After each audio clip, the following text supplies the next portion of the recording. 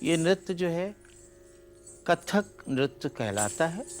3 शब्द हैं कथक, और कथा से ये इसकी विकास हुआ। इसका जो विकास हुआ है वो कथा से ही हुआ है, क्योंकि कृष्ण कथाओं से पहले हम लोग जो लीला करते हैं यानी गत भाव, वो बाद में हम बताएंगे।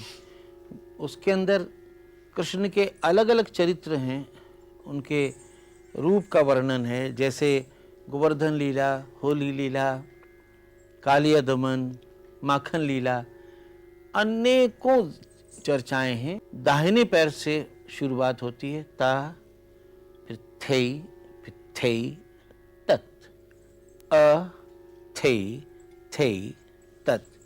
ये बिल्कुल महामंत्र है कथक का, जो जपते जपते जपते रियाज करते करते करते एक समय ऐसा आ जाता है कि उसके अंदर से ध्वनि प्रकट होती है।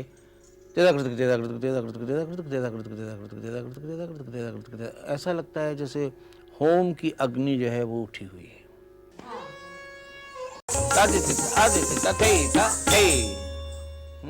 वाह वाह। अब देखिए, आपने कौन से मात्रे पर कौन सी चीज पे खत्म किया है, नाम मालूम है आपको?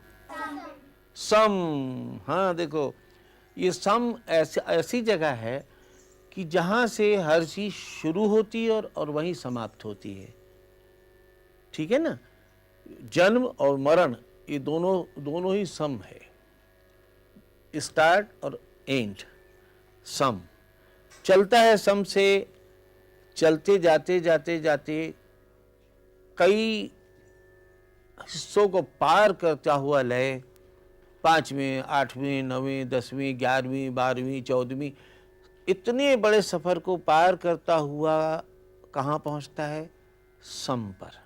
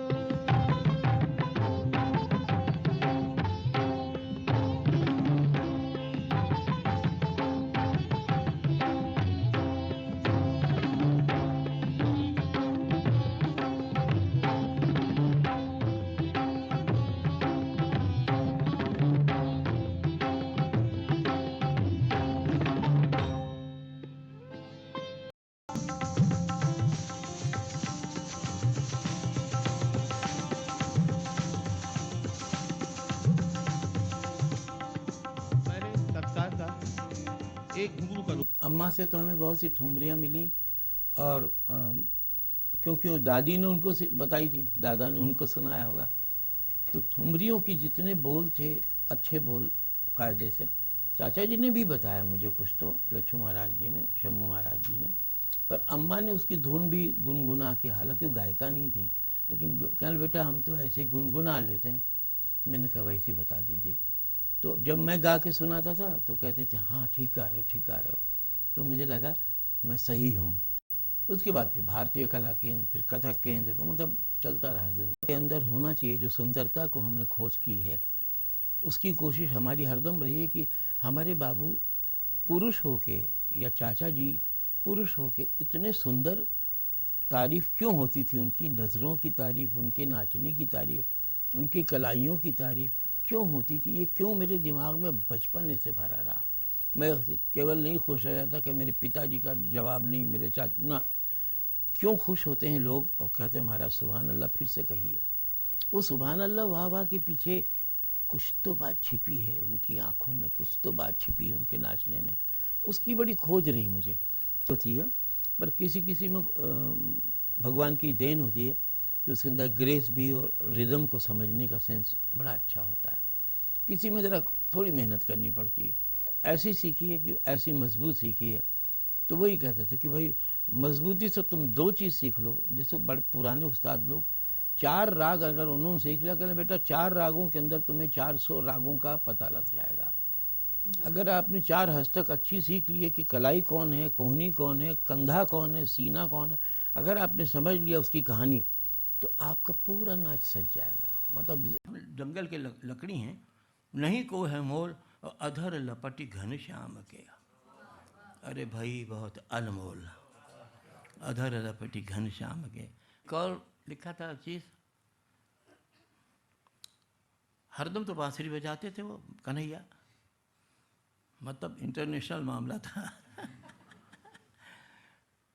तो कहते एक बार बंसी ना बाजी घनश्याम सो, एक बार बंसी ना बाजी घनश्याम सो, और गोपी मुस्कात भई निरखत हैं अचरज सो। गोपी मुस्कात भई निरखत हैं अचरज सो।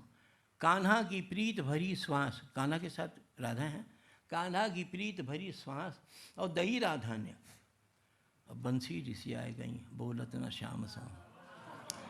राधा ने फूंक दिया वहाँ, कान्हा की प्रीत भरी श्वास, और दई राधा ने, अब बंसी रिसियाए गई बोलत न श्याम सो। अरे बाजी न बंसी कही कारण मन वेद गयो, कान्हा कर जोर ठाड़ी पूछत है मुरली सो।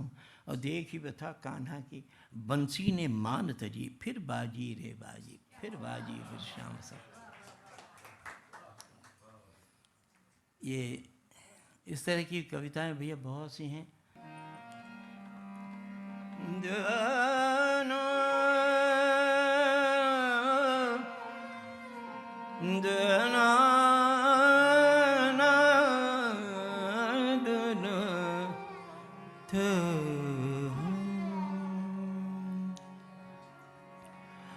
मोय छेड़ना नंद के सोनहु, छैल मोय छेड़ना नंद के सोनहु,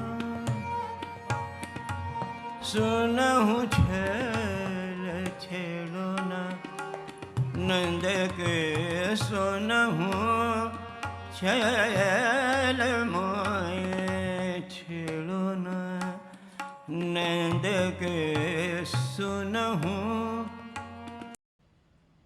6 से भी अधिक दशक की साधना, ये अपने आप में एक बहुत बड़ी घटना होती है। कभी कभी हम किताबों में पढ़ते हैं 1 लाइफ 1 मिशन, लेकिन उसको सदैव अगर देखना है